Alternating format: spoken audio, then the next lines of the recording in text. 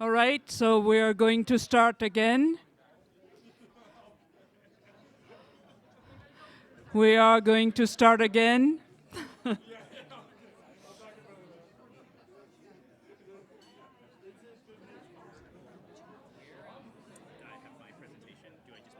Yeah, just I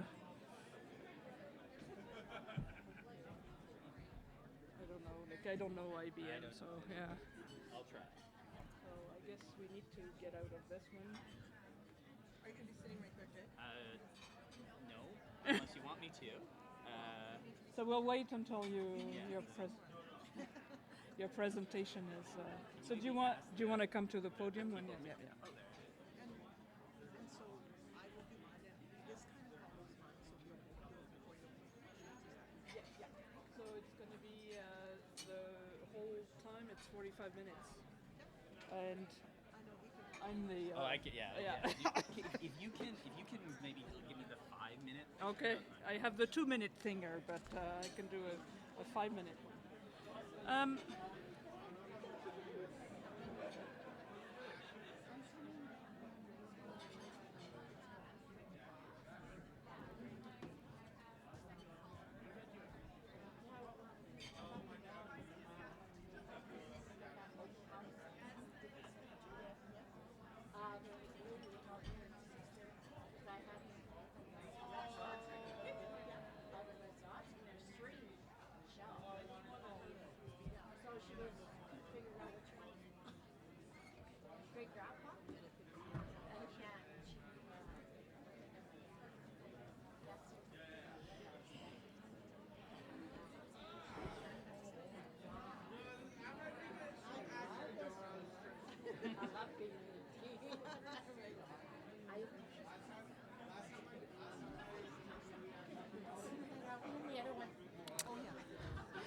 Okay, so we're going to start again, and so following Frank's presentation,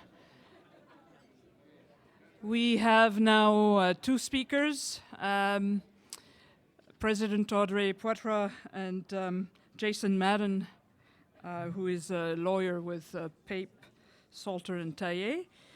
So I'm going to present both of them, and then we'll have the same kind of organization in the sense that, they'll talk and then we'll take the Q&A, and then afterwards we'll eat. So Audrey Poitras is the Métis Nation of Alberta president and is one of the highest profile Métis women in Canada. Audrey was elected as the first female president in 1996. Becoming the longest-serving president of the MNA. Audrey has been a strong advocate for Métis rights and will continue to move the Métis rights agenda forward with the help of the Daniels Supreme Court decision in 2016. She has successfully negotiated partnerships with colleges and universities for Métis endowment funds of $22 million. She also oversaw the creation of the MNA's Rupert's Land Institute, Metis Center of Excellence, which is a unique partnership with the University of Alberta, promoting education, training, and research. Audrey is recognized within Alberta as a leader who is committed to helping build a better economic future for the Métis Nation. She has received numerous awards and achievement milestones throughout her leadership, including a National Aboriginal Achievement Award. Jason Madden is a managing partner of the law firm Pape, Salter, Teillet, with offices in Toronto and Vancouver. He is a graduate of Osgoode Hall Law School and is called to the bar in Ontario, Manitoba, Alberta, the Northwest Territories, and the Yukon. Almost all of Canada. That matters. Jason is recognized as being at the forefront in the advancement of Métis rights in Canada. He has acted as legal counsel in many of the cases dealing with the Métis rights from Ontario westward, including Harvey Gooden, La Violette, Belle Humeur, and Hersecorn. He has also appeared before the Supreme Court of Canada in all of the cases dealing with Métis rights issues over the last 15 years. Jason is currently legal counsel for the Métis Nation of Alberta, the Manitoba Metis Federation, and the Métis Nation of Ontario in their negotiations with Canada on Métis rights, land and self-government issues. Jason is a citizen of the Métis Nation from Northwest Ontario and a descendant of the half-breed of Rainy River and Rainy Lake, who collectively adhered to Treaty Number 3 in 1875.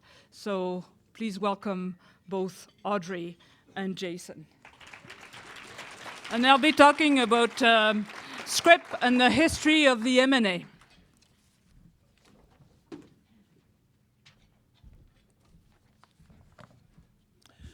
Thanks again, Natalie. Good morning, everyone, again. So, we are here today because the Métis Nation is one of Alberta's Indigenous people. The territory in what is now Alberta was part of the Métis Nation's homeland for generations before settlers came west, and this province was created. This is still our homeland, and this will be our homeland forever. The rivers and the lakes, the forests and the prairies of Alberta help shape the Métis people.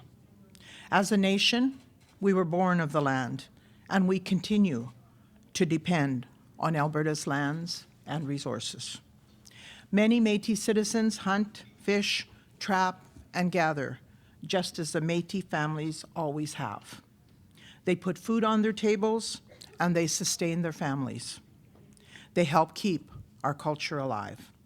And I know that all Métis people, whether or not we are active harvesters, feel a deep connection to the territory. It is part of what makes us who we are. It has rarely been easy. We've had to fight for generations to have our rights to the land respected. When Canada expanded into the Northwest following Confederation, we were here. This is our homeland. We had a right to be treated as a nation. We had a right to be negotiated with as equals and to fair compensation for any lands that were taken from us. But Canada gave us only false promises and disrespect. When in October of 1869, a group of Métis, led by Louis Riel, chased Canadian surveyors out of Manitoba, they did it to defend our Métis lands. When weeks later, they declared the provisional government in Manitoba, they did it in order to negotiate for the protection of our lands. And they did negotiate for the protection of our lands. But Canada failed to fulfill its promises. The Métis were prosecuted, uprooted, and scattered. Canada moved across the prairies, making treaties with our First Nations cousins. But Canada did nothing for us. And in Alberta, the Métis began to organize way back then. In 1877, at Blackfoot Crossing, Métis petitioned Canada for assistance in settling land. In 1878, in the Cypress Hills, Métis petitioned Canada for a reserve. And in 1880, in St. Albert, Métis petitioned Canada to survey their lots. And do you know what Canada did? Nothing. Actually, Canada did worse than nothing. Canada opened the West for settlement and sold our homeland from under us. The situation was insufferable. We had to act, and we did. We resisted. In 1885, again under Riel's leadership, we declared a second provisional government. And that year, at Poitras, Canada tried to break us. They captured Riel, and after a kangaroo trial, they killed him. But we were still there, and Canada knew it. This is when they gave us Scrip. Scrip, pieces of paper that offered nothing but false promises. Now reduced to coupons in our homeland, our collective inheritance was systematically bought up by spectators and used to underwrite our own colonialization. But by the end of the century, Canada had reduced us to being squatters in our own homeland. We, the Otapimsawak, were now huddling on Crown land on the fringes of settlers' development and white towns and being called the road allowance people. What did we do? Again, we organized. In 1897, Métis in St. Albert established the St. Albert Métis Association to advocate for the fair handling of Métis land claims and to petition Ottawa for improvements to the Scrip system. In 1911, Métis from Lesser Slave Lake petitioned Canada to investigate the fraud that plagued the Scrip system. And in 1920, Métis from Fort Chipewyan requested that Canada establish a royal commission to investigate Scrip fraud. And do you know what Canada did? And you heard it from Frank this morning. They changed the criminal code to make it impossible to prosecute Scrip fraud. They changed the criminal code to protect the land speculators who swindled us out of our rights. At this time, Canada, not Alberta, had legal responsibility for the lands in the province. But this was about to change. At the end of the 1920s, Canada proposed to transfer responsibility for land in the prairie provinces to the provincial governments.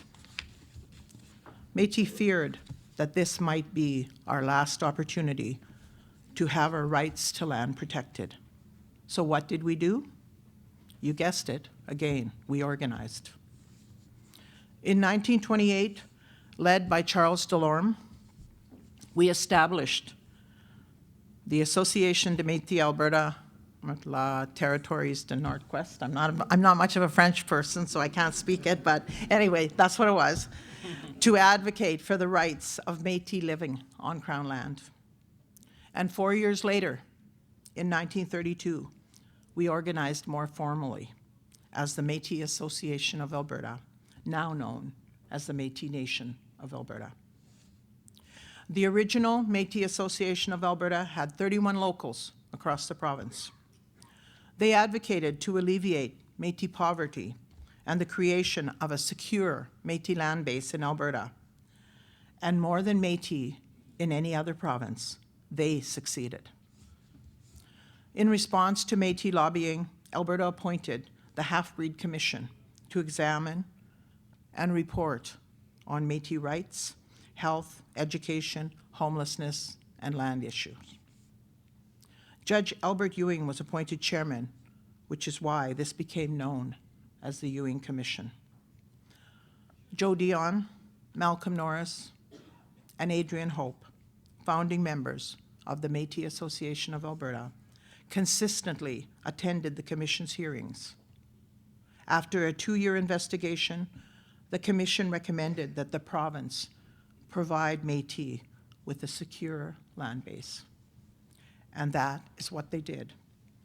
In 1938, responding to pressure from the Métis Association of Alberta and the Ewing Commission of Alberta, Alberta adopted the Métis Population Betterment Act, which created the province's 12 original Métis colonies, now known as the Métis settlements, the only legally recognized Métis land base in the country.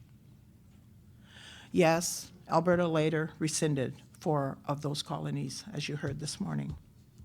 And no, the majority of Métis in Alberta do not live on the remaining settlements, but it was still a remarkable achievement and one of which we should all be very proud. Our fight, however, has had to continue. The wrongs of Scrip have not been reconciled. Our rights to land beyond the borders of the settlements have not yet been recognized. Our rights as a nation have yet to be fully respected. Lately, though, we have had success. On November 16th, 2017, Riel Day, we signed a framework agreement with Canada. Among other things, in this framework agreement, Canada does commit to negotiating a process for resolving our claims regarding Scrip. Never, not once since the 19th century, had Canada acknowledged that we might have a claim to land. And now Canada has agreed to sit down at a table and talk about reconciliation. We have come a long way, and we still have a long way to go. Over these next 2 days, we will hear about many journeys traveled and the road ahead. I am very much looking forward to it. It is by championing our rights to our land that we will continue to build a strong Métis nation based on embracing Métis rights. Thank you very much.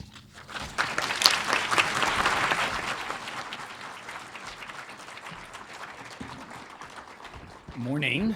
I'm going to try to provide some context on Métis Scrip and Alberta Métis, and I want to get back to the point of organizing, because I think that my naivety of youth has passed a long time ago, and the idea that Canada is going to negotiate on this or come around on this is just, I don't necessarily think that we're at that place yet. And I've always, you need to have a backup plan.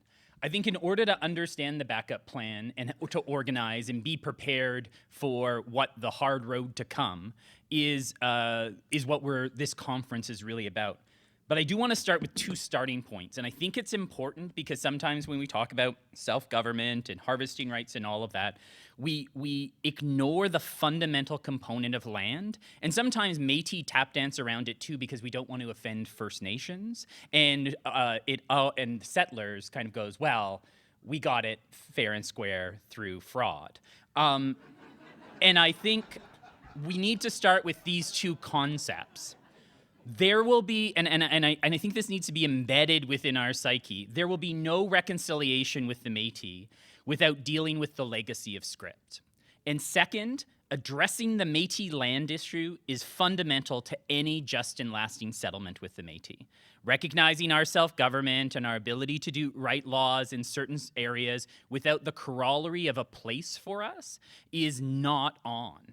And now, of course, progress, not perfection all the time, and we need to advance the discussions and the recognition and overcome some of the fundamental issues. Frank talks about, well, none of these cases that you've been doing to date had anything to do with Scrip yet. Right, we didn't, because the fundamental basis of what we've been in courts fighting on is, one, there is a Métis people, and two, they collectively hold rights, and you can't deal with them as individuals or less than First Nations or adjunct relatives of First Nations, or that our rights are derivative. But this all comes from, and I want to contextualize this because I think we're all susceptible to it, as a practitioner of quote-unquote Aboriginal law, which for all intents and purposes is colonial law in relation to Aboriginal rights. It is not Indigenous law. And we always have to recognize that what the courts ultimately are, even though they're better than governments in some cases, they still are colonial courts. And they will only go so far. And calling out the sharp dealings or the outright fraudulent scheme that Western Canada is grounded upon and everyone's title sits upon, they will not call that out. And even if we finally do get an Indigenous judge in the Supreme Court of Canada, we may get a good dissent, but the majority and colonization is still well in hand in this country. And we're all susceptible to it in all. I actually, as a practitioner, kind of run into these sorts of things. I don't know sometimes if I'm making it better or worse, but I think we have to talk about what colonization is. And I use the analogy of colonization being like a virus. It is a virus that infects and it rewrites code. And it's kind of like, don't open that email, right? And then you do, and then you got to go get a new Mac. It's like, and I think that we have to begin to understand it that way, and we have to understand Scrip as a part of the infection that continues today, and that continues to and that the code hasn't been rewritten yet. In fact, we're still operating on, on some demon system that we unfortunately opened. And I think we need to talk truths about our country and the fiction that is Canada in some ways, shapes, and forms. The assumed sovereignty of the crown. We need to challenge that, and and we don't recognize sometimes that it's so deeply embedded in our education system. This map is just a perfect example, right? The grayed out area, right? Well, where it's all happening is Eastern Canada, where the 4 colonies originally in Canada are, and then Sir John A. has this great idea to go westward and bring this area into Confederation. The narrative of Canada is biased, one-sided, and it's a fiction. And I think that what we are doing with reconciliation is trying to bring people along and trying to say, okay, but there's a different perspective here, and yours isn't necessarily right just because you've owned the market for the last 150 years and controlled it. And so these maps are in still high school geography books today. And I want to I think this is, I want to highlight what we're saying today and what we see in the discourse today. This is what Riel says back in 1885. He says, when the government of Canada presented itself on our doors, it found us at peace. It found that the Métis people of the Northwest could not only live well without it, but it had a government of its own, free, peaceful, well-functioning, contributing to the work of civilization in a way the Company of England could never have done without 1,000 soldiers. It was a government with an organized constitution whose junction was more legitimate and worthy of respect because it was exercised over the country that belonged to it. This is what he's writing in 1885, just about before he's hung or executed by Canada. And what we also have to recognize is that the Métis are a people. They are a people. That is why the groups popping up in the East are not a people. Show me your language. Show me your stories. Show me your assertion that didn't come 20 minutes after the Supreme Court of Canada decision in Pape. That is not the history that is here. And the history that is here, and these are the criteria that are based on peoplehood: territory, homeland, family, our own language, laws of the prairies, our relations with First Nations, citizenship and belonging, relationship to the land, dance, laws of the hunt, all of national symbols in our flag. That's what makes the Métis a people and not an adjective. And so, and I think that we have to, and with peoplehood comes a right to land and comes all the same rights that are recognized in the United Nations Declaration on the Rights of Indigenous People, and we shouldn't shy away from that or be uncomfortable about asserting that. But it's based upon peoplehood and not based upon myths or based upon, I would say, the Johnny-come-Métis assertions that we see from, pun intended. So peoplehood, but that is what grounds and that is what roots. And then, and I just want to say this, I love Riel's writings in some ways. The Canadian government cannot become trustee of the Métis unless by consent of the people.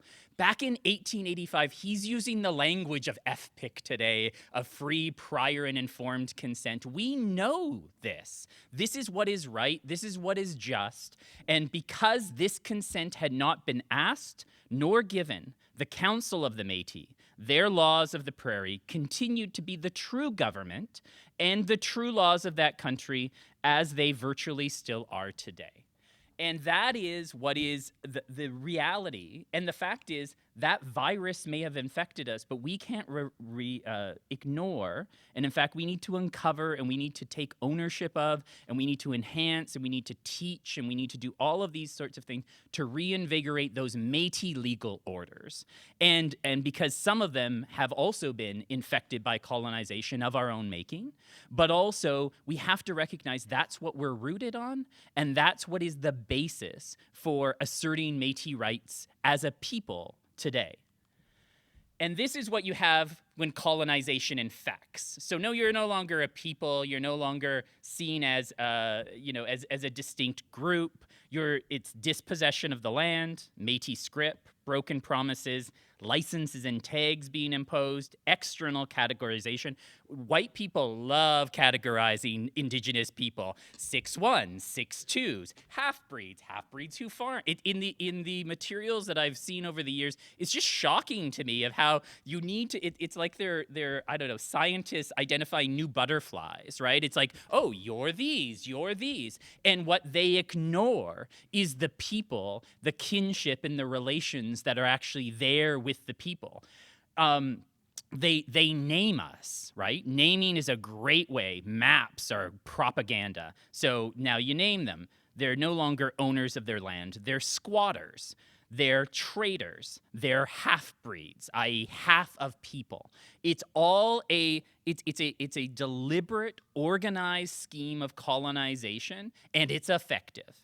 And what is fundamental to it is acquiring the lands from Indigenous peoples. That's its end game. It eats, it consumes people, it consumes resources, it consumes everything in its wake. And then they come in with the reign of terror, add-on control, land surveys, and creating divisions between kin. And then what you see post-colonization is they erase you from the land. They create these new systems and structures through Scrip. This is, I think, my home community of doing a kinship network, and no history is going to talk about it, the half-breeds of Treaty 3. This is how we were interrelated prior to the Indian Act being imposed upon us. And what this shows is an amazing, beautiful networking kinship. And this happens up in northern Alberta, throughout the Métis Nation. And then what you start seeing is this. These are Indian Act Indians. These are non-treaty Indians. These are civilized half-breeds. These are half-breeds who are Indians. And it all of a sudden, and this is what happens to my family, my community, and I know you have it in yours. And to a certain extent, we adopt that nonsense. We are part of the problem in some ways by virtue of accepting the premise of these external systems that have been imposed on us. And trying to knock off the shackles of colonization ain't easy, because sometimes you don't even know what is the virus anymore. I think, though, we need to talk about this as Métis people ourselves, and what we're actually, are we doing harm, or are we actually getting back to the authentic self? And this is peoplehood post-colonization. Zeros and ones. It is, the code has been rewritten. That water body that is, we have known from our traditional names forever, is now named after some white lady who's been there for 20 minutes because her husband is highly prominent in the community. And all of a sudden, those place names which connect to our language get erased. And we struggle to hold on to them, even because the prominent or the wave of colonization. I give this context because this is what you're fighting. And it's challenging, and you need to also know, if you don't know the history and you don't know what's going on, you're just going to be doomed to replace it, and you can't develop strategies to fight against it. And then it's the game of, after we've colonized, I love the Minions, it's this approach of, we don't see you. We don't see you as a people anymore because we've destroyed you as a people. And so if we have to do anything with you, we'll deal with you as individuals because you're an adjunct relative of an Indian, or you have some sort of derivative claim that flows from what who we accept has claims. And that is the way, whether it's union busting, whether it's buffalo hunting, you break up the herd. And it's an effective tool of colonization, and that's what they do as well. And we have been fighting that for 150 years. No, these are not individuals. These are the same ways that you dealt with First Nations as collectives. You need to deal with the Métis as such, because they have all the attributes of it. So the Métis Nation's erasure from the maps in Canada is I find maps, I really like maps. I should have been a geographer, Frank, but I really like maps because they're great propaganda. And more importantly, those maps have taken us off Canada's, well, not Canada, but those homelands that we know are ours. We don't see ourselves in it anymore. So there, of course, we know where the historic treaties are. That's a very powerful map and some assumptions that come with it. And then, of course, this language map, we're nowhere seen on it in any way, shape, or form, even though there is a distinct language. And let's be clear, Michif is a distinct language, and that flows from peoplehood. Scholars have come from Germany and come and studied it and says, no, it's not just a bungee or it's not just a dialect of someone else. It is a distinct group that comes with peoplehood. And if you ever heard Norman Fleury, one of the an amazing Michif speaker, he talks about not just that it doesn't just come from our peoplehood from a sociological perspective, but as a part of our origin story, we were given our language like other Indigenous peoples were given our language as well. And of course, Métis Nation's not on it. And then even where those historic treaties are, First Nations and Inuit have been redrawing the map of Canada through negotiation of modern day land claims agreements. But the bias in this is, well, those prairies, spoken for, taken care of already. So I just think that we need to challenge these perceptions because we sometimes reinforce them, and we're also squeamish of challenging the maps or challenging statements that others may make. And I don't think that we have anything that we should not be making those assertions. So Canada's dealing, and I want to give this as a context because I think it helps frame some of the challenges about, well, what do Alberta Métis do? Because the one thing that I will say, is, and Frank does note this, is you have always petitioned about it. You are the ones who have created the record more than any other province about it. And I think that speaks volumes, and it also speaks to where you have to go next on this. So I'm going to tell the story of Manitoba Métis because although it is different and Section 31 lands are not Scrip lands, but it sets the prelude of the policy, which was, Canada's policy towards the Métis is whatever gets us through the day. Whatever lie we need to tell in this moment to acquire what we want, and then we will screw them afterwards. That is what the policy was. And in Manitoba, that's what they needed to do in 1869 and 70 to get through. There was no way through to build that railway without dealing with the Red River Métis, 12,000 people living in the Red River, 10,000 of them Métis, 7,000 of them children, and led by the charismatic and amazing Louis Riel.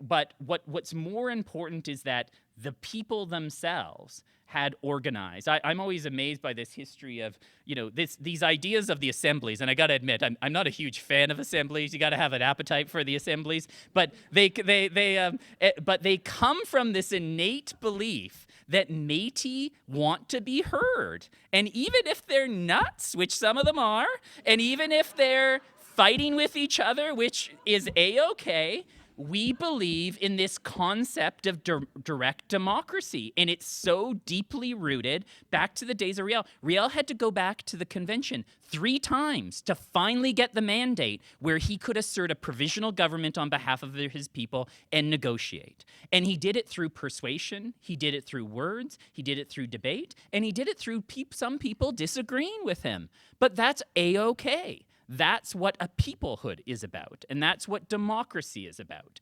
And so what the Métis in Manitoba in that small little postage stamp were able to do is get this constitutional promise from Canada. Section 31 in the Manitoba Act, the 1.4 million acres of land, which equates to, in that little postage stamp, they would have had 12% of the land mass in there. And they said, look, if we had that, we know what's coming. They were not naive of da-da-da-da-da. They knew what was coming from the east. Everyone knew they were going to get swamped, and that's why they thought if we negotiated this would be when the wave comes, we wouldn't get completely overtaken. And this is Riel's perspective in his writing. Which is just beautiful. There are 2 societies who treated together. One was small, but in its smallness had its rights. The other was great, but in its greatness had no greater rights than the rights of the small. Isn't that just a wonderful concept? That's what he's thinking that he did with this giant monster of Canada that's coming westward, that they negotiated a treaty. a treaty based on relationships. So this is what Sir John A. writes in his to one of his drinking buddies in his diary. It will require considerable management to keep those wild people quiet. That's all you in the room. Just so you know. In another year, the present residents will be altogether swamped by the influx of strangers who will go in with the idea of becoming industrious and peaceable settlers. Not industrious and peaceable settlers, murderers, rapists, with military force behind them. That's what happens following 1869-70 and the Reign of Terror that leads to the diaspora in the Red River and Métis never getting that promise. Now, this is actually the quote. I love that this is actually quoted by the Supreme Court of Canada. They don't go on into how nefarious, deceitful, and truly sharp this is. They say, oh, well, what accidentally happens is delay. That's what the colonial court could accept. But I want to tell you the facts were there to show fraud, deceit, outright lies, and duplicity on the part of Canada's Prime Minister. But what the case was allowed to proceed on is, and there was a reason why they deliberately did not allege sharp dealings or fraud. Because I don't think a Canadian court can allow themselves to come to that and say that publicly and still hold those white settlers to say that court has not just gone completely AWOL. But I think that it's important to highlight that's what the facts of history show in Manitoba Métis. And of course, what the Manitoba Métis did, same thing of that this Scrip issue. There will never be reconciliation without dealing with the Scrip issue. For the Manitoba Métis, without dealing with Section 31, there is no way reconciliation would happen. In 1981, they send their land claim to Canada. Canada writes back, please find enclosed your government's response to your land claim submission as prepared by our legal advisors. You will note it's their considered opinion that the claim as submitted does not support a valid claim to law, nor does it justify the grant of further thing. I love that theirs is a considered opinion as opposed to others who is less than. But in particular, the good thing about Canada's learned advisors is they're consistently wrong. And what the MMF does is they file the MMF claim. And it's all about getting to negotiating a modern day land claim agreement with Canada to address a historical wrong. And of course, their learned opinion from 1981 is overruled in 2013 when the court says the federal crown and this is important. It's the federal crown, not the provincial crown, failed to fulfill the promise in the Section 31 of the Manitoba Act in accordance with the honor of the crown. So what's your promise? Your constitutional promise and your starting point is in the 1870 order. And that those equitable principles, and why we are looking towards the constitutional promises, the way that the MMF case doesn't fall on latches, mootness, limitations, and all those games that they play, is they say this is a constitutional promise in Section 31, and all of these usual reliances of, hey, we changed the law afterwards, we stole it fair and square, they can't rely on because Canada's constitution cannot be overturned or ignored. And in MMF, they say, as the guardians of the court of the Constitution, we will and you can't play the game of too bad, so sad. This is old. We don't want to talk about it anymore. If it's embedded in the Constitution, that it requires the court to deal with it. And that the promise is that upon transference of those territories and that the Métis Nation homeland was in, Canada, the claims of the Indian tribes to compensation for lands required for the purposes of settlement will be considered and settled in conformity with the equitable principles that have uniformly governed the British Crown in its dealings with Aborigines. And Zach from our firm tomorrow is going to talk about the thing. There is nothing equitable in what was done in the Scrip system. You've just seen a little bit of, I love Dr. Tuft's previous one, calling them the X-Files, because it was of all of these things. This is just the tip of the iceberg when you look at the dishonor of the crown. I also want to patent kind of I call it the honor of the clown often, because it's actually so incompetent of trying to cover up their wrongs. It's almost clownish. But I think that this is the constitutional promise that Métis are on.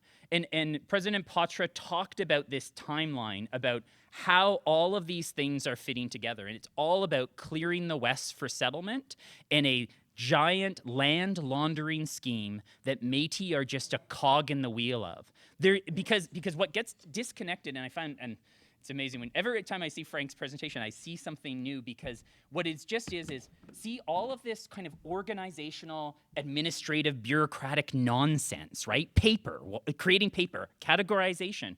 What they're missing is what the promise is. It's disconnected, and that's going to be the problem, because for them, when they have to deal with the Scrip case, because the same thing within Manitoba Métis, Canada produced a ton of paper that shows, hey, we gave the 1.4 million acres, but it never actually got into the hands of how it was intended. And that's going to be the question that they're going to need, in particular because this is a constitutional promise, not written on the back of a napkin, although they treated it like it was written on the back of a napkin.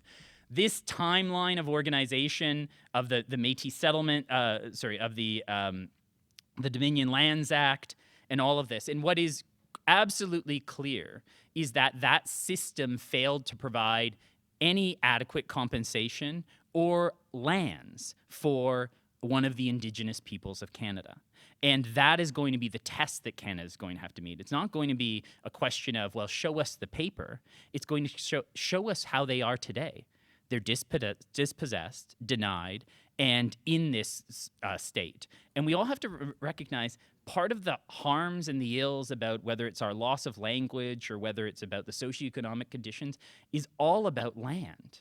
It's all about when a people are dispossessed from land, we know this happens. It's a cause and effect. And what that fundamental breach is, vis-a-vis the constitutional promise, is what creates today. Now, what the task is, and I'm going to close up now, is this is not known in the Canadian conscience. Some of you probably in the room may not have heard about some of these parts today or how this fits in.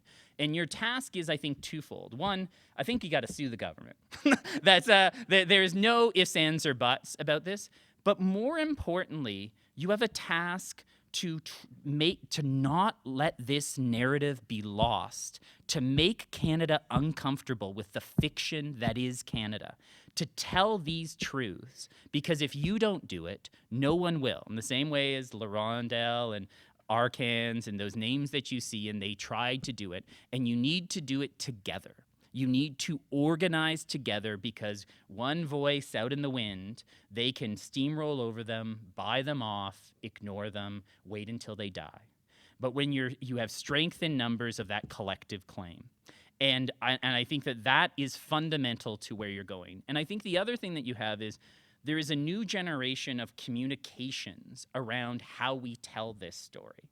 And I think that we need to use that more, because I think that I don't think that some settlers will be absolute denial of it. We can't accept the premise that somehow we would be operating on fraudulent lands. Well, it's the truth. Deal with it. Suck it up. Let's begin the next discussion. But I also think that there is a spot of this has to be a part of the discourse. It's not in your history books about explaining what Scrip did and how these things link together. And it's your job to make sure that people understand that. And whether it's even just so your children understand it, our grandchildren understand it, future generations understand it and it's not lost, or whether it's to try to educate the broader public, because part of this game also is to make sure the political understanding is there while the court case proceeds.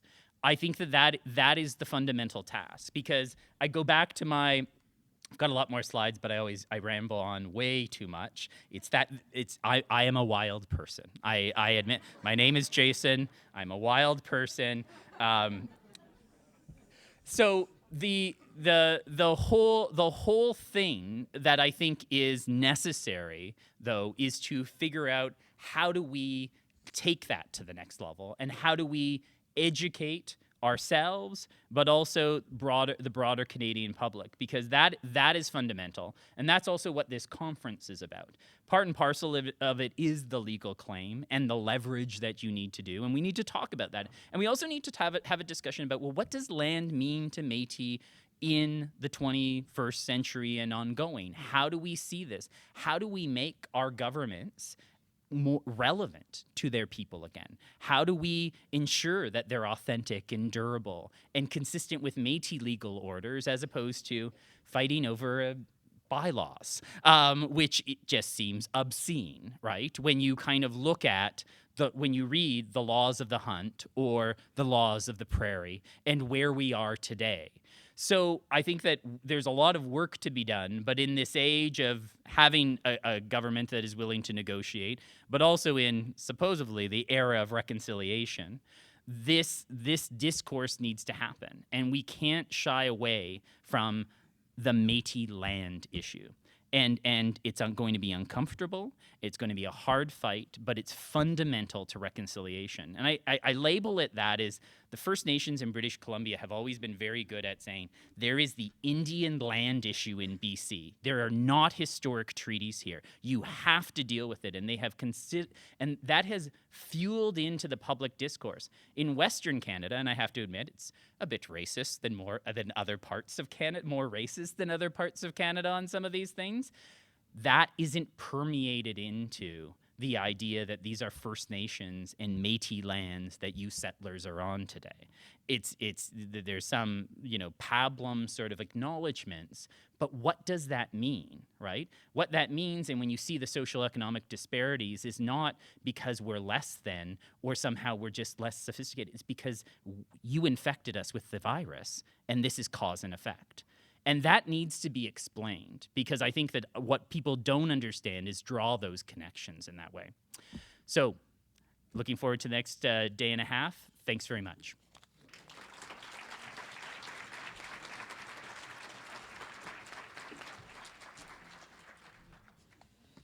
So thank you very much, Audrey and Jason. So we're going to take some questions.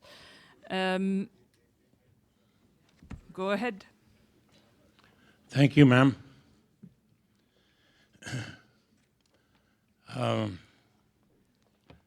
Jason, you did a fine job over the years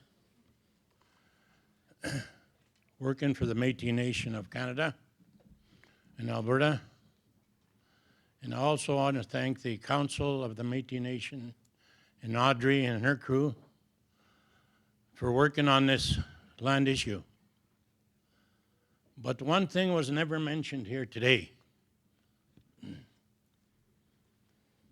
how we're going to get our land back. And I know how, so I'm going to tell you.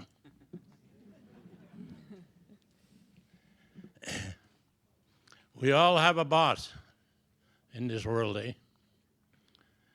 And I don't think God is going to make any more land. So this is very important. Let's ask him for his help. Thank you.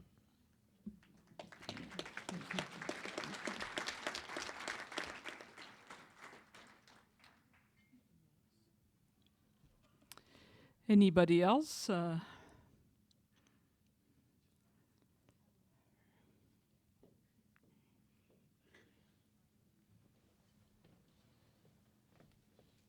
Hi, my name is Cindy Lattiser. I'm from the Buffalo Lake Métis Settlement. I'm wild also. I'm a savage because I am a descendant of a savage. And now we are Métis people, and maybe we're called Métis people to calm us down a little.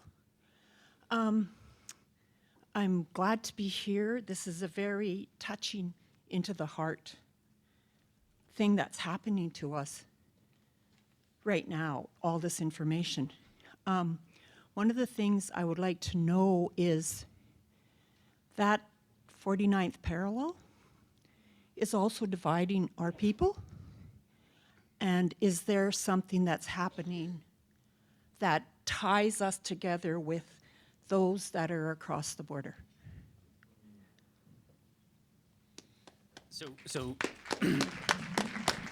I'll say absolutely, and I can just talk from the litigation and the historic record. There is no way you can tell the story of, the Métis in Manitoba without going into the northern United States. You cannot tell the story of, the Métis Nation without talking about the relatives and the relations that existed historically and continue to exist south of the border.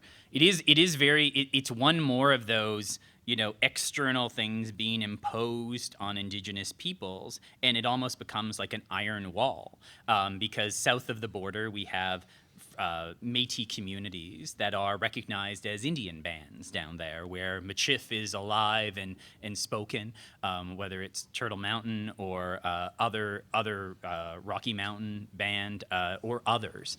That I think speaks to the peoplehood.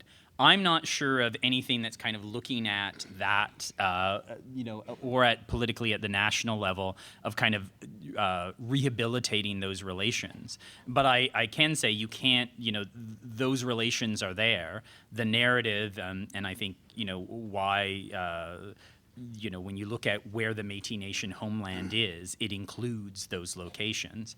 But I also, they live under a very, different colonial imposed legal regime in comparison to what we're attempting to kind of do and even try to keep our own nationhood together with provincial boundaries imposed upon us, which are fundamentally, each and every one of the cases that I've been a part of.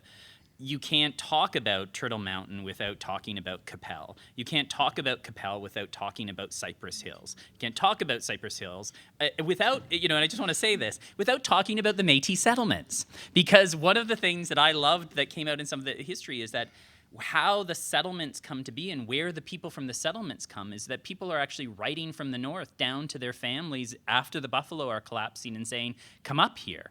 You can trap, you can hunt, these are the same people. They're not different people. And in fact, in the evidence in these cases, what you're seeing is that Métis movement is fundamental, and that's why we say it's a people, and it's able to coalesce and have a distinctive identity as a nation, and not just be a set of adjunct communities, but instead a people, as Riel refers to it. So that's my long-winded answer to, unfortunately, I don't think that there's kind of that reunification happening just yet, unless President Poitras knows of things that I'm not aware of. Actually, is it on? Is it on? Yeah.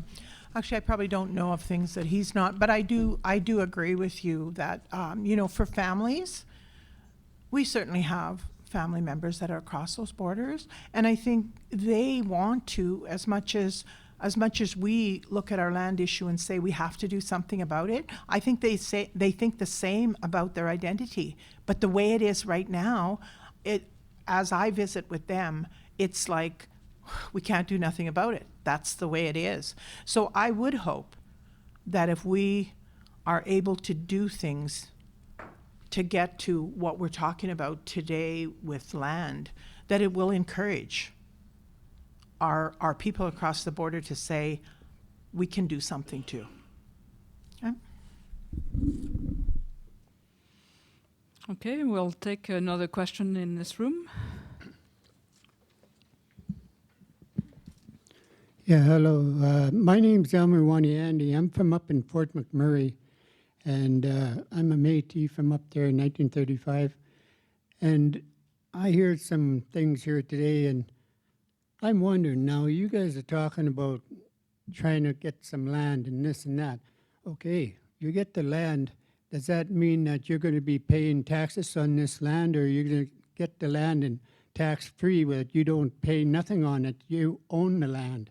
That's the only way to go, because if you're going to start getting land and have to pay for it later on, there's no reason why you should have that land, because it don't belong to you. No land belongs to anyone anyways, because when you buy a house, you don't own that house. You got to pay taxes for the rest of your life, and you pay for that house 10 times over, and you don't own it. If you can't work to supply yourself with the needs, then they take it away from you.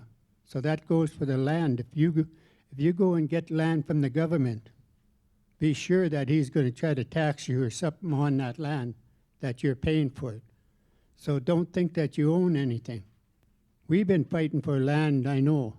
Métis have for years and years, way before my time, and they still haven't got it because they won't come together.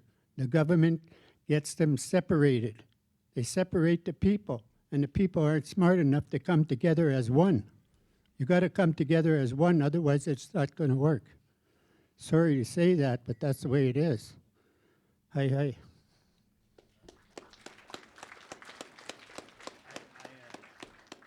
I wholeheartedly agree with that, and that's why, you know, when you actually look at how Manitoba Métis were able to mount a 32-year fight that cost over $8 million to go all the way to the Supreme Court of Canada, just think about that, right? And they could have never did it if they didn't actually act as kind of this space shuttle. I sometimes refer to, you know, colonialism as gravity, to try to push through that, and they did it collectively. And also what is, you know, in MMF, the claim is recognized as the claim that survives is the collective claim, not the individual claims. I will say that in the modern day land claim agreement negotiations and settlement lands being provided, those are provided in taxation. They don't need to pay taxes on it subsequent. The challenge that you're going to have is in Alberta, there's not much land left on some of these, you know, in some of these areas that you want. And also, First Nations have had treaty promises broken to them in relation to land promises to them. And there is challenges there. I do think, though, and that is the quintessential, well, we'll get the land back by virtue of, okay, well, now you have to pay the taxes on it, and we've seen that movie before as well. I think it's going to have to be fundamental that those lands, you know, need to not, you know, just be in fee simple, where taxes then are subsequently paid, but that they can never be transferred or leveraged or mortgaged and lost again by the Métis. And I think that has to be fundamental to the negotiations.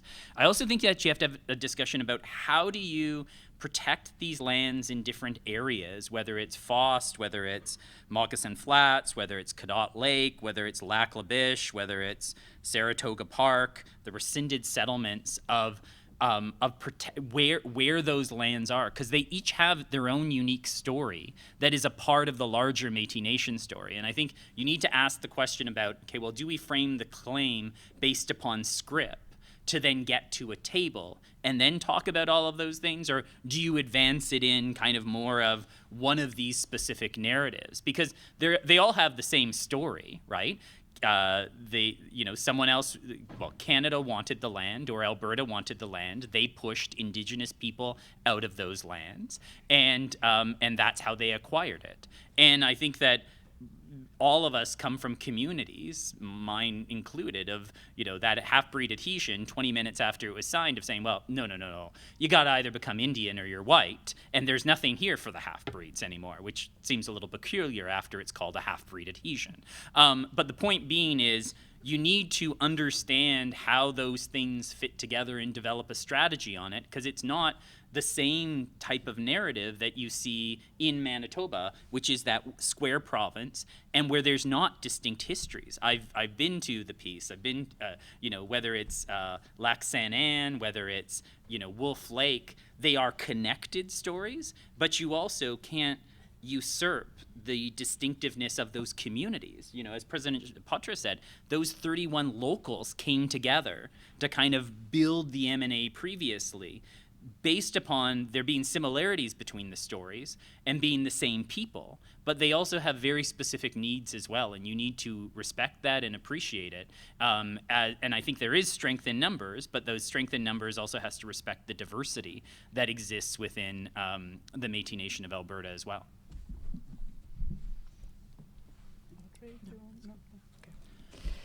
We'll take another question. Good morning.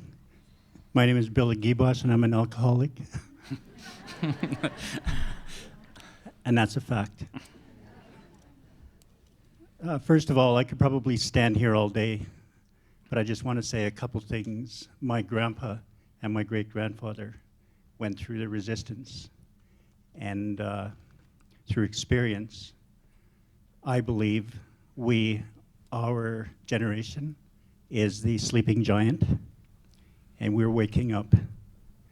And one of the things that I can honestly and truthfully say here is that I always like to practice encouragement, and anyone that stands within 2 feet of me is going to hear about the Métis people. I don't care who you are, where you're from, what you do, and some of the Métis people that I talk to, I don't even know they're Métis people, and they say, it's okay, I'm Métis. So they understand that. And the last few meetings that I've been to, of all the experiences across this country, if you took a Métis from Ontario and a Métis from BC, they experienced the same traumatic experience all across. And it wasn't easy, and it's not going to be easy. And while I'm on the topic, I want to congratulate Audrey for being elected again, which is good to hear.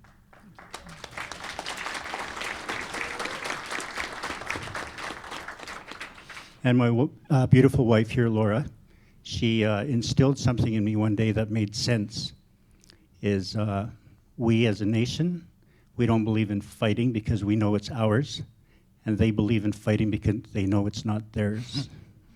There you go.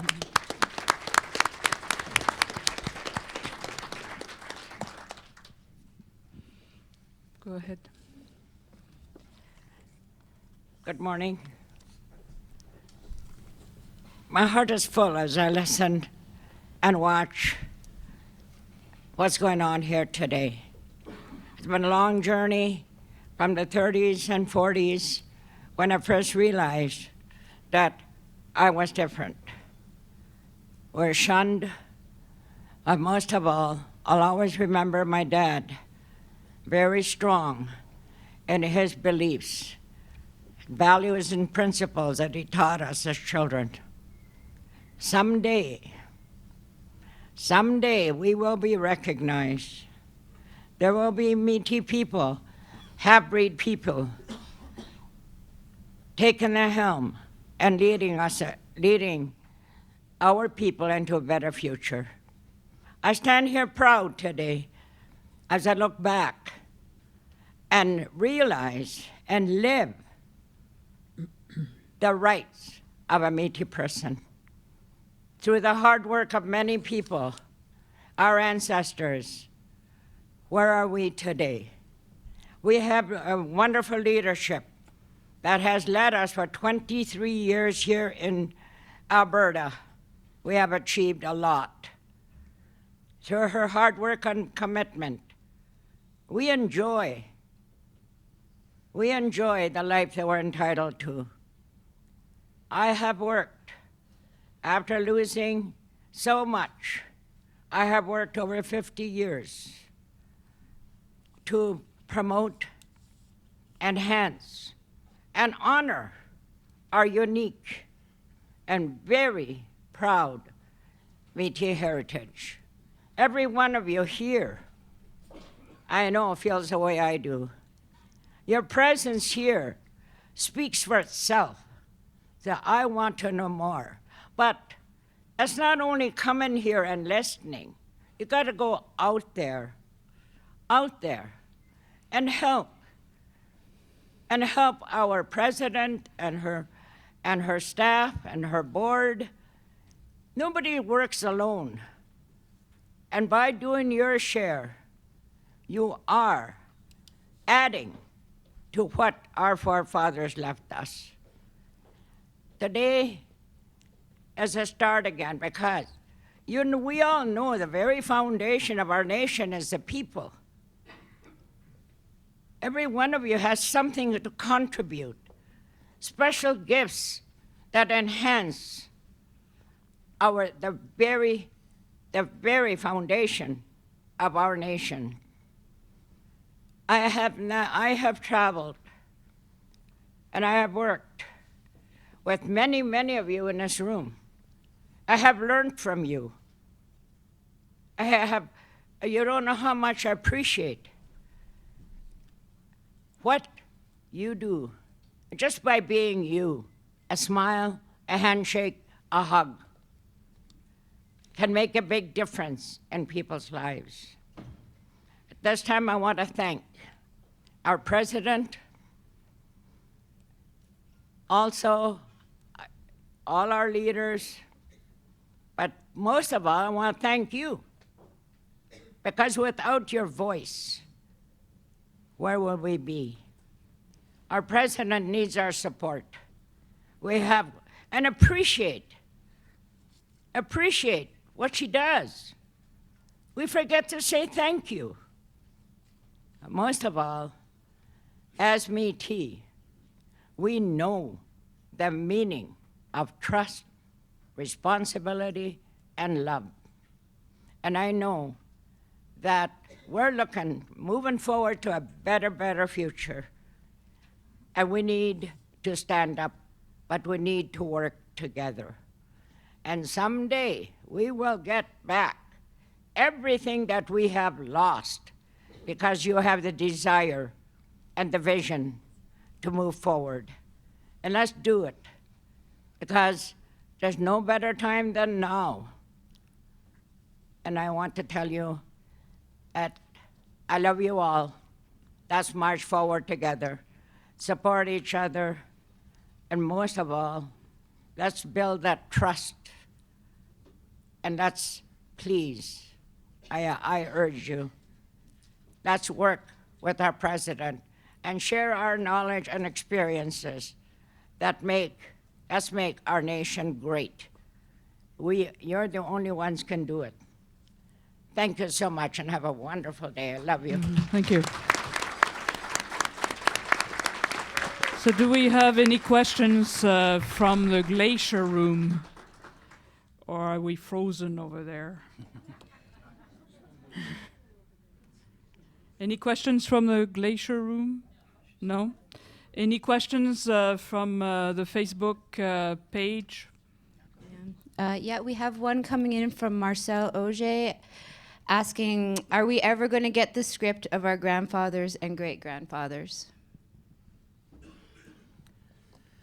So I'm not sure that you're going to get it in the way that Scrip was conceived, but I'm not sure you want it that way. You know, Scrip in and of itself, is implicit within it is individual land grants, and a premise that that I think fundamentally goes against what the promise is to Indigenous peoples around having a collective land base, but also I don't think that you're going to be able to do that. I do think, though, similar to the MMF's case, is saying there's an outstanding promise here, there's a breach here, and you have to negotiate what a resolution is. Scrip is essentially it goes to that colonization. It's a construct created by the colonizer.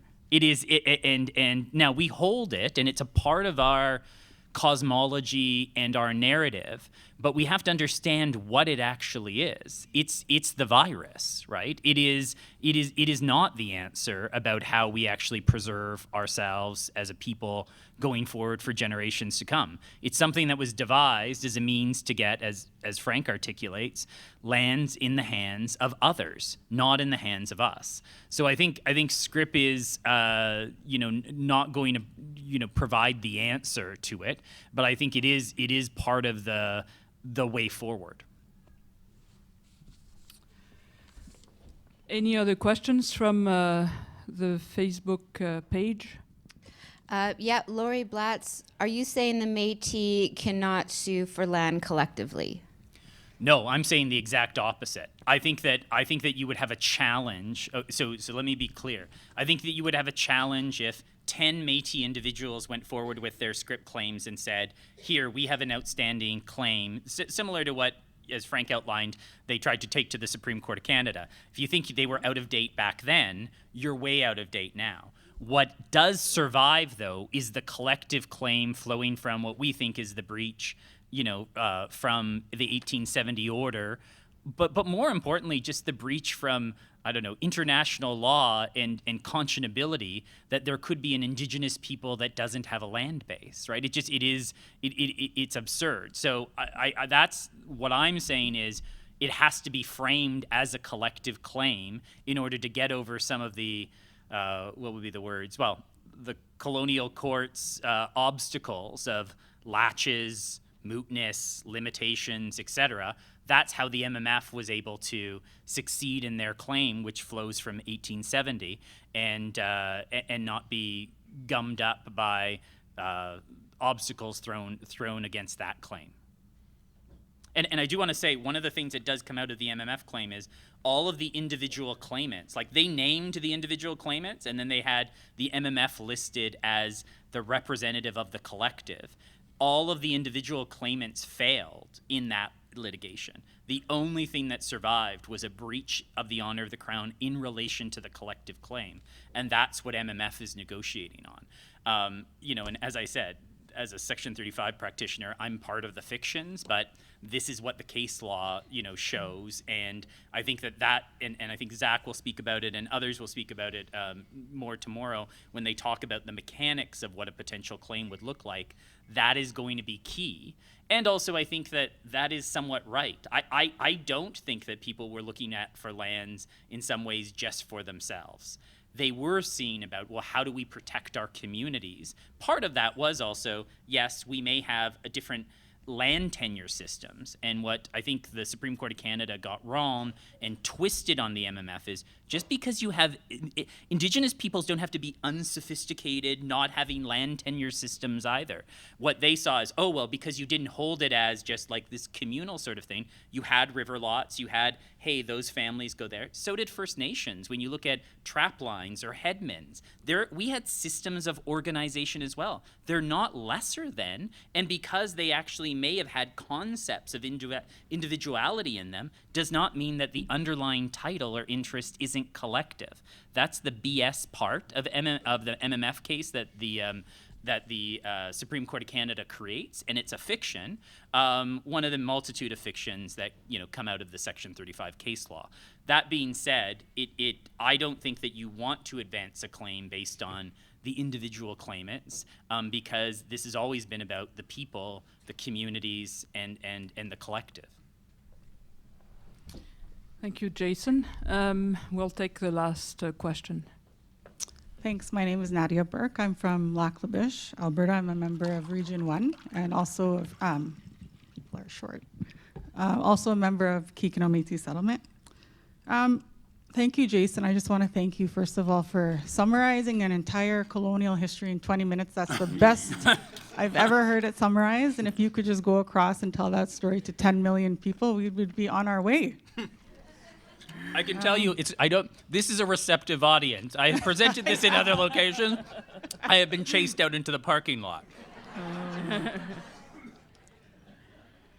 I want to just mention how it's so nice to hear Audrey and you talking about the history of the resistance of our leaders and that that continuous history of organizing when we have to and being aggressive, and in a lot of cases, previous leaders having to pay that price to do that with their own lives. Like, it's a big cost to us, right? So I'm thinking about everything I heard, and we find ourselves here today as an MNA, as a Métis Nation, and we're signing and we're working with the province and we're working with the federal government because I believe we need to. But I wonder how it puts us in a tight spot in terms of making a land claim. I wouldn't want your job, is I guess what I'm saying. But my question is, whose responsibility is it to take this forward?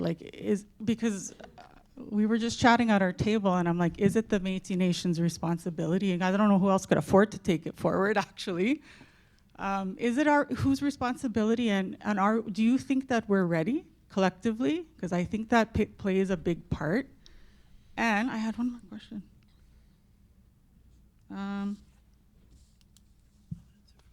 And where are we in that process right now? Because I know I'm out of the loop on a lot of things, but I know there's been things going on in Ottawa with the MNA. So where are we in terms of that process of,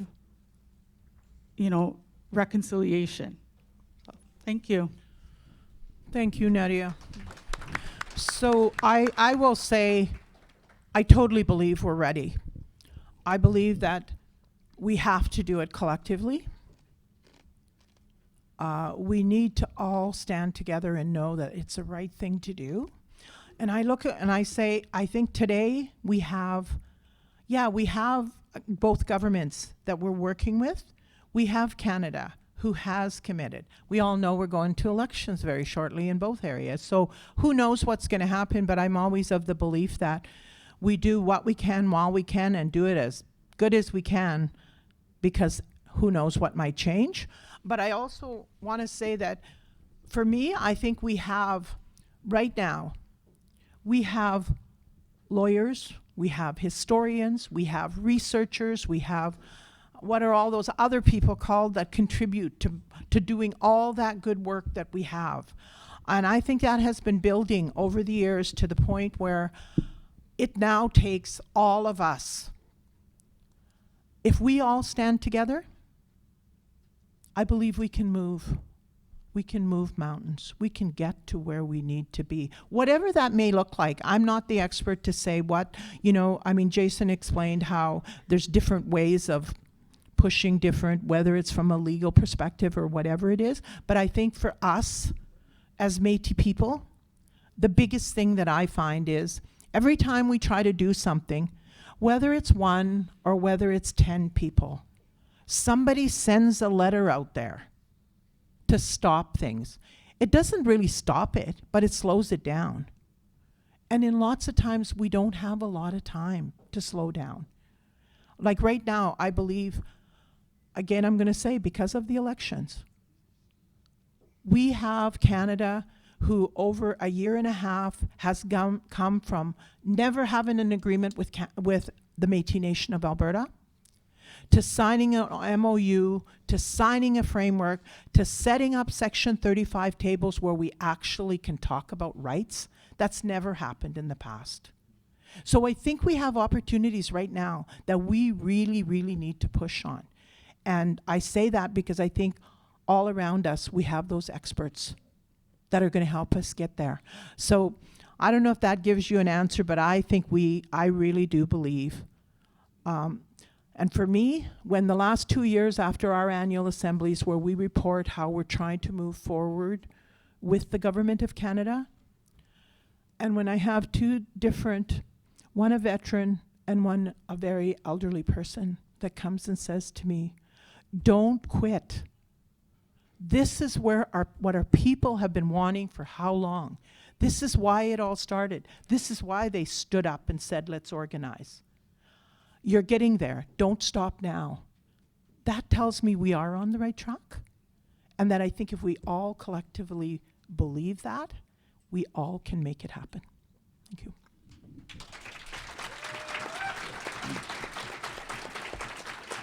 So I'll answer your two questions. Who should take it forward? The collective needs to take it forward. And then the question is, and how does the collective take it forward? Because this will be a Herculean effort, and I think Professor Tuff talked about the Northwest Saskatchewan land claim. I think what we're going to talk about over the next day and a half is the MMF case, the Manitoba Métis case, provides a different framework of how that can be done without dealing with the underlying Aboriginal title issues, but saying there was a breach in relation to a constitutional promise and how Scrip was negotiated. Now, that's a strategic choice, and I think that you need to think about that. It has pros and cons to it. I think even at the end of the day, after the Chilcotin Nation won the recognition of their title, they still had to sit down and negotiate in order how you operationalize that. And I think there's title claims can get stuck in the mud, and if you think that the MMF was a long time and expensive, just dealing with a small title claim in a specific area of land in Northwest Saskatchewan has been extremely challenging. I also think that one of the things that litigation does is it organizes, it motivates, it gets people behind an idea and behind a fight. And I think that Scrip, as opposed to as I raised all those different locations, and I probably left a whole bunch of off the list of those different communities that are so important, Scrip is something, a commonality that brings the M&A's citizenship all together, because everyone, I would say by and large, has a story in relation to it, as opposed to, well, I'm from Fost, or I'm from, Wolf Lake, or I'm from, because they're all symptoms of the disease, right? And the disease is colonization, and what the dispossession plays out in very little micro narratives all across Alberta. And not one of them is more important or less important than any of the other. Scrip, though, is the mechanism of how they do it, right? Canada, they did it, they set up a fraudulent system, and then they stepped out and left in Alberta's doorstep, and that's how the Métis become the road allowance people, right? And in Alberta, something unique happens, which is quite shocking, back in the day of how Alberta politics have somewhat changed. The province steps in, and I would love someone to write research of how does that all come about. I've read all of the Ewing reports, but I'd love to understand the politics of why that happens with the farmers groups at the time. And I'm sure there's a story and research to be done, but I think that's the one thing. Are we ready? Yes. And I also think you run into a problem of you now have the prototype from Manitoba Métis of how a potential claim could be advanced, and without kind of putting that in. Now, look, many people can say, well, we're going to do the negotiations, and hopefully those come out, right? But it's also not a bad idea to have a plan B, and to also have a other strategy. Métis have always been very good at triangulating, multilaterally playing the game. Like, I read the stuff from the Métis settlements stuff.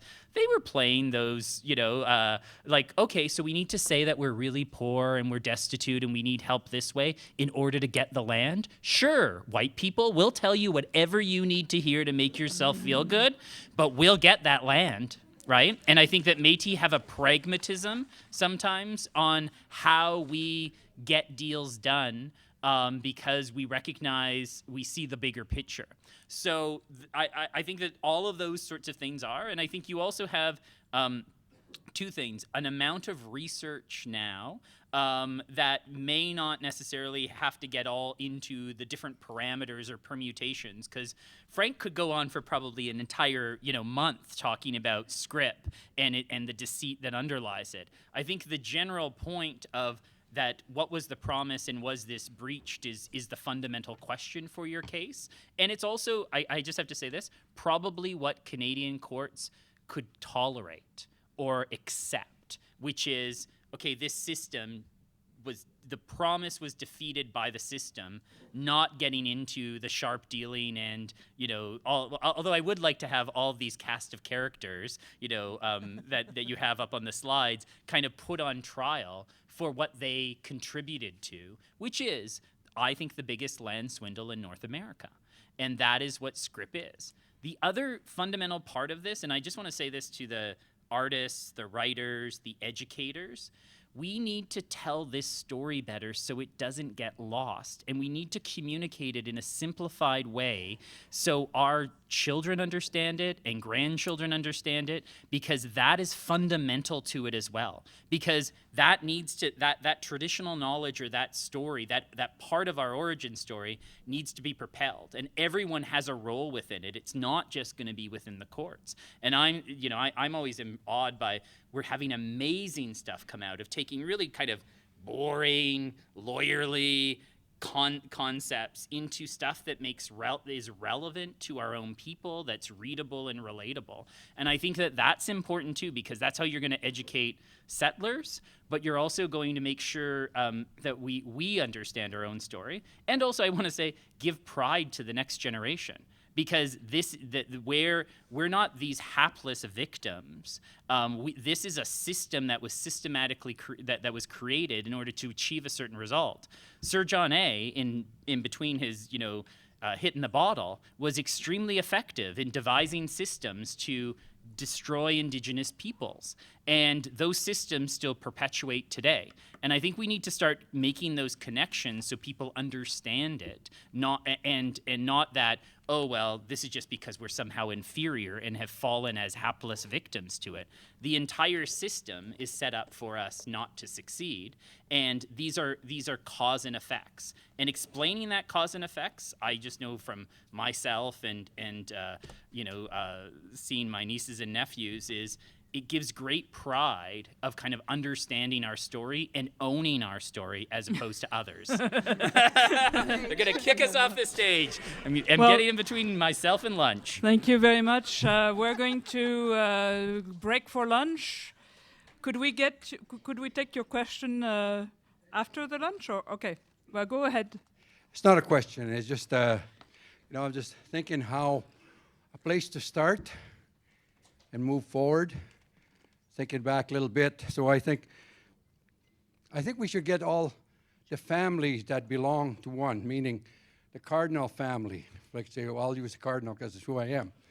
We find a script that our ancestors had, and we work on that together, the whole family.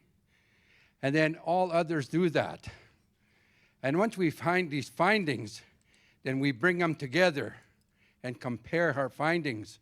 And once we've done that, and how similar they are, how we can go forward together. It's a place we could start by having our own family starting, looking back in our history of where Scrip is and how it works, how they were frauded, and then we come together and we go as a one with all the same findings. I think that's the only way we will settle what we're looking for, because I think it's very hard when you have people representing you. You got to do it yourself, because when you have people representing you, they're all going on findings. They're not really true to their heart. Where when you do it for your own family, it comes from here, and that's the place you win from. Thank you. Thank you. So thank you very much. So we're going to break for lunch, and we should be back in this room at 1. So lunch is served in the hallway, and also I think we should let elders go first, and then we can eat.